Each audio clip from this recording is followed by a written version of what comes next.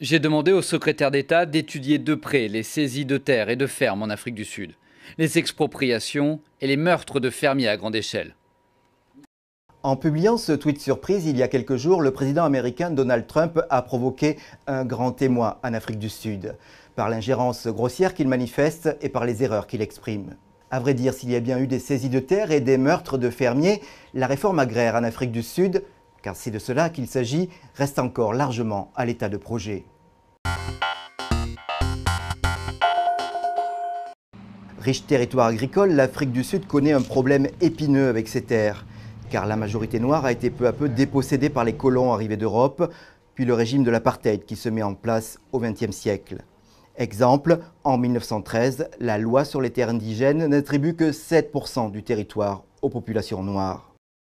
Quand l'ANC, emmené par Nelson Mandela, arrive au pouvoir en 1994, il hérite donc d'une situation explosive, mais promet de redistribuer aux Noirs 30% des 60 000 fermes commerciales en 5 ans. Or, à ce jour, 8% seulement ont changé de main. Depuis, la réforme agraire est toujours en cours, mais n'avance pas.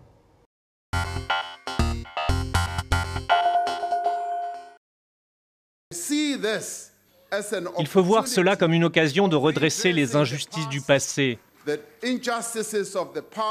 les divisions du passé, pour que tous ensemble, en tant que Sud-Africains, nous puissions avancer, en sachant que nous nous sommes attaqués au péché originel. Lorsque Cyril Ramaphosa accède à la présidence en février dernier, il sait qu'il doit absolument sauver son parti, l'ANC, largement discrédité. La réforme agraire est un échec symbolique et il promet de la relancer grâce à une modification de la Constitution. Des débats publics sont organisés, Noir et Blanc y opposent leurs arguments. Est-ce qu'on devrait récupérer nos terres? La réponse est oui. Et nous, c'est la population directement et pas le gouvernement. L'inquiétude des fermiers blancs est ravivée. Mais pour le moment, la réforme n'a pas commencé et certains analystes pensent qu'il s'agit plutôt d'une opération politique dans la perspective des élections générales de 2019.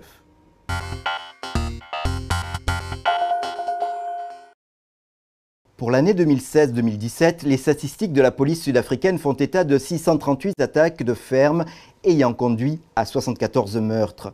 Un chiffre à mettre en parallèle avec les 19 000 meurtres enregistrés dans tout le pays pendant la même période. Mais ces statistiques sont défaillantes car elles ne font pas de distinction entre fermiers, employés ou simples visiteurs. De même, on ne connaît pas la population exacte considérée comme relevant des fermes. Dans ces conditions, il est impossible de déterminer un ratio de meurtres de fermiers. On peut dire simplement que dans le contexte d'insécurité qui prévaut en Afrique du Sud, les fermes isolées sont une cible pour les criminels. Pour autant, rien ne vient cautionner la thèse d'un génocide, politiquement ou racialement motivé, comme le propagent certains cercles extrémistes blancs.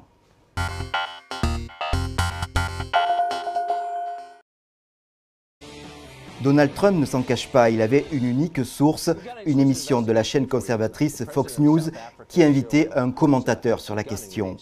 L'administration américaine doit condamner clairement cette politique parce que d'une part elle est immorale car elle vise une population spécifique et je pensais qu'on avait dépassé cela, et ensuite parce qu'elle détruit l'économie. Marianne Toupy, à droite de l'écran, est un analyste du think tank libertaire de droite Cato, où il a écrit un article réclamant l'intervention du président américain pour prévenir cette supposée vague d'expropriation. Il a grandi en Afrique du Sud, d'où peut-être son intérêt pour le pays. Curieusement, pour affirmer que les expropriations ont commencé, il cite un site australien, news.com, qui, comme Fox News, appartient à News Corporation, le groupe du milliardaire Rupert Murdoch. News.com lui-même renvoie sur un cas cité par un tabloïd sud-africain. C'est peu dire que l'affirmation est mal documentée.